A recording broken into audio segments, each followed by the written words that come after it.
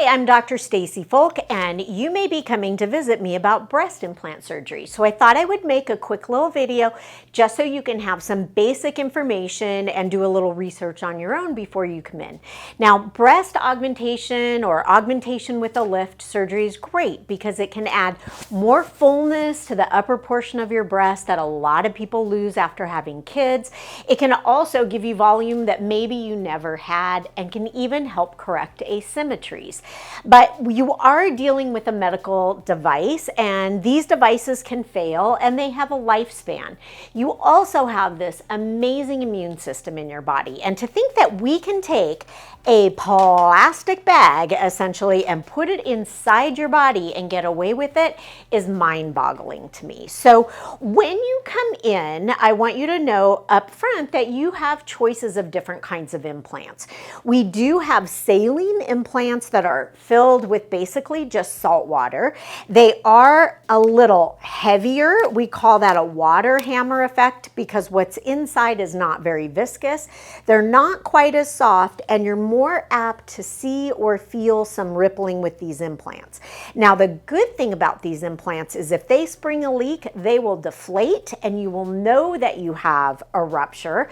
The bad thing is it might happen in an inconvenient time, and you might have a little more urgency to get into surgery because you're lopsided.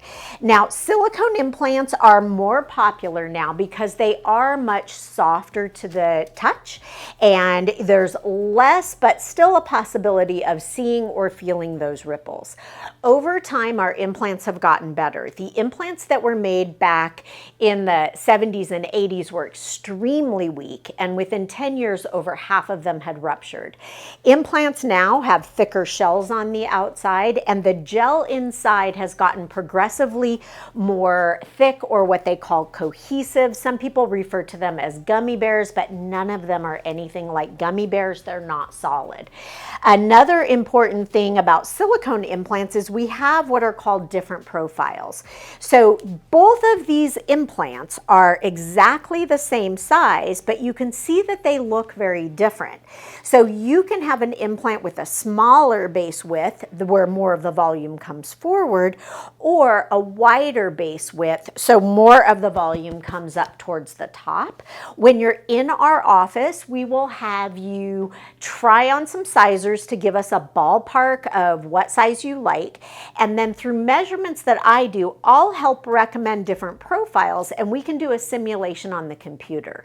So if you are thinking of having surgery like this, these are some important things to think about. If you haven't had children yet, having any kind of breast surgery can impact your ability to breastfeed. Also, if you are over the age of 35, we do need to have a mammogram within a year of your surgery to make sure everything's okay. When they get mammograms with implants in, they kind of look like a solid white ball. So they're missing a little bit of the breast tissue, and they will actually move the implant on future mammograms and do a couple of extra views so they can see as much as possible. Now, implants are not intended to last you a lifetime, and we do recommend that you start thinking about exchanging your implant somewhere around 10 years and definitely by about 15 years because the rupture rates start going up at that 10-year point. So if you have saline, it's a little bit less urgent to exchange them before there's a rupture because you can always do it after your implants rupture. But with silicone, you really want to exchange them before you've had a rupture. The rupture rates at 10 years are about 10 to 24% depending on the company. So that's a great time to start thinking about things. Other things to think about are whether or not you need a lift. So if you look at your nipple position and you look at the crease, the inframammary crease underneath your breast, if your nipple is sitting at or below that, you may be in the range of patients who need to do a lift. If you're afraid of scars and you really need a lift and you want to avoid doing it, I hate to say it, but those results don't turn out really great. Other things that can happen with these surgeries, you can get scar tissue. You will get scar tissue around every single implant that's placed, and that's called a capsule. But if that capsule starts getting tight, that's called a capsular contracture. It makes the implant feel more firm, and it actually puts more volume up at the top, so you may look like one is lower than the other one and one feels firmer. And that is a complication that happens in about 10 to 15% of patients. It's actually higher if you need to have the lift too, just because of bacteria in the breast, and that requires a surgical correction. Other things that can happen, we are all asymmetric. I hate to say it, it just depends how hard you look for it.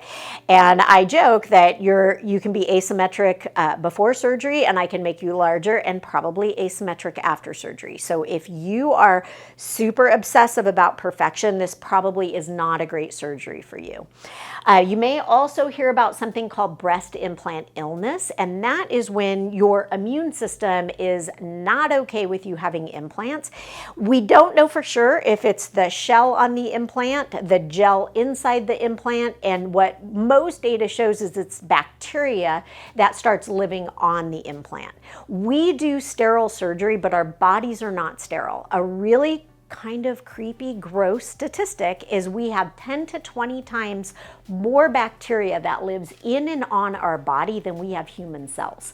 So we are kind of like a planet for bacteria, and if some of it starts living on the implant, it's usually your normal flora that doesn't cause infections or pus or something bad like that, but it creates a little slime that's called a biofilm, and it's kind of like these squatters that moved into an empty building. They set up shop and they are living very happily there, but your immune system doesn't like it, and we need to take those out.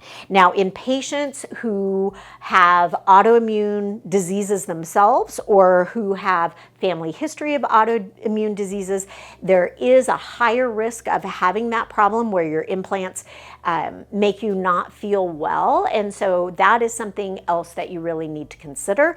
And the upkeep of surgery, whether it's merely for cosmetic reasons or because you have a contracture or a rupture, also needs to be figured in, because you'll be probably doing another one of these surgeries in about 10 to 15 years. So the consults are pretty fun because you can come in and try on sizers. We can do the animation and look at your own anatomy to figure out like what might be the difficult things about your surgery or what's going to go really right for you based on your anatomy. Other things that I recommend is when you're doing some research at home and you're looking at before and after pictures, it's great. We can all find afters that we love, but what you should really do is look at patients whose befores look like you now. That gives you a more realistic expectation of what things are going to look like. So hopefully that's helpful. You can find more information on our website, and I look forward to meeting you.